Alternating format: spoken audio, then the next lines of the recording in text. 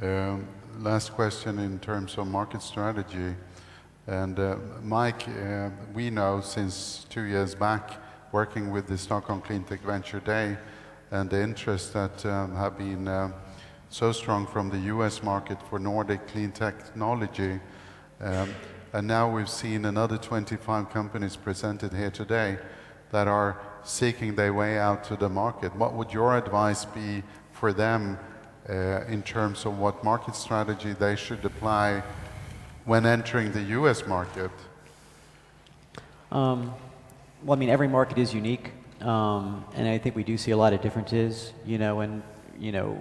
obviously I'm just learning more about sort of the Nordic market, and I think if you're going to go to another market, especially if it's going to be that far away, I think you really want to have very strong reasons as to why you're doing it. There better be a compelling reason to sort of make that effort. One nice thing about the U.S. market is a sort of a fairly unified market of large size. So falling under one set of federal guidelines, you can be in a market of over 300 million people, which is pretty nice. We obviously are partial and think that Silicon Valley is the right place to do that because you have access to a lot of good partners and a lot of capital. But I think for every early stage company, even for U.S. companies based, in America, it is tough to sort of get going. And so I think ideally you've made some beachhead in your local market. You sort of learn a little bit more about what customers are really looking for your product. So then you sort of use that filter when you're evaluating sort of other markets to make sure that it's going to be worth your effort. Mm-hmm. Right. Okay. We talked about market strategies, the ways to enter the market. Are there anyone that have a question for these experienced entrepreneurs and investors? Yes? No? Good. No.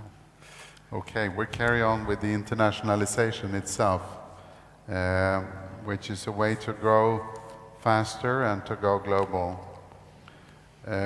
It's very hard to select where to go and when to go, to what market, and you have to set your mindset very early up front, so the decisions you make enable you to do this expansion into international market.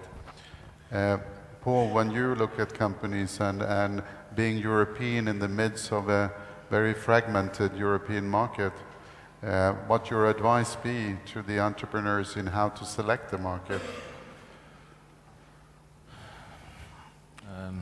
Again, it depends from business case yes. to business case. We will never advise to go for offshore wave generation in Switzerland, for instance. So you need to look a little bit to the markets and your technology and where can it apply and where can it not apply. In general, we give the advice to put up your first references in your home market, if it's possible, but I can understand if you're in the field of concentrated photovoltaics that it's better to put up your first prototype somewhere in the south of Spain rather than in the north of Scandinavia in the wintertime. So there are some things you have there's a lot of differences. We are not so in favor to go immediately, let's say, as a European company outside over the Atlantic to the USA or to China. It's a different world with different support structures. But on the other hand, we also see a strong globalization trend in clean tech, and I think that we have to take this more and more into account in our equation to go international. That the markets are really, and clean energy, for instance, are really going international, and we need to speed up there and not be focused too much on Europe. But in general, my principle is start to put your prototypes or your references first in your home market. So you have the base from where you can develop further. Yes. And that's true.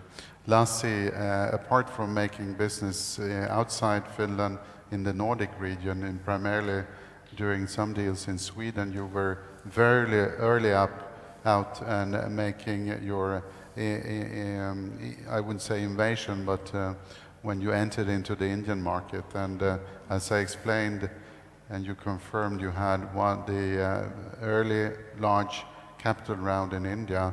Was the capital raising what meant that you entered the Indian market for sales, or was it the opposite? actually it was the opposite. We raised the capital from India, not In only order because we to- needed the capital, we needed that too, but that we would have gotten elsewhere.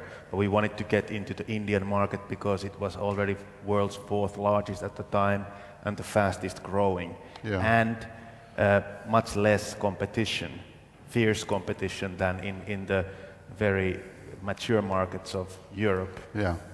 So it was an intentional market strategy, but you realized it through funding. That's right. Yeah, okay. Eric, you are still in a very early stage in Midsummer relative other companies. What is your challenges as you see it when you're now going abroad and putting up your operation outside and starting to sell on a global market? I think at Midsummer we have never really seen Sweden as a home market and the rest of the world as some kind of foreign market. I think from day one we just see one market, that is the world market, and then of course we have more or less experience of different markets. I would say in that sense that Asia and Europe is probably our home markets in that we feel most comfortable there. But we have already, when we started sourcing parts for our first equipment, we sourced a lot in China and Taiwan because it's faster and cheaper. And then sometimes, of course, you need to have special parts that you need to have eye-to-eye contact when you talk to people, and you source that maybe in Sweden and in Stockholm so you can go and speak to people. But I think Sweden is too small to start in Sweden. I think already from the beginning you should start and work with the people that fits you best.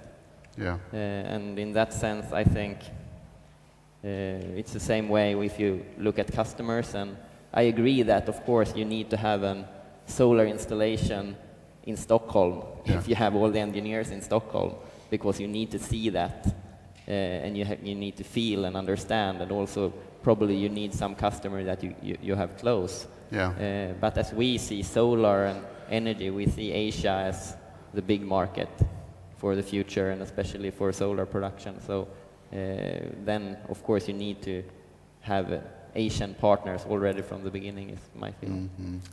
Well, you can say that the US market is a huge domestic market, and in Sweden we're blessed with a small market, meaning that we are very open for the internationalization early up front.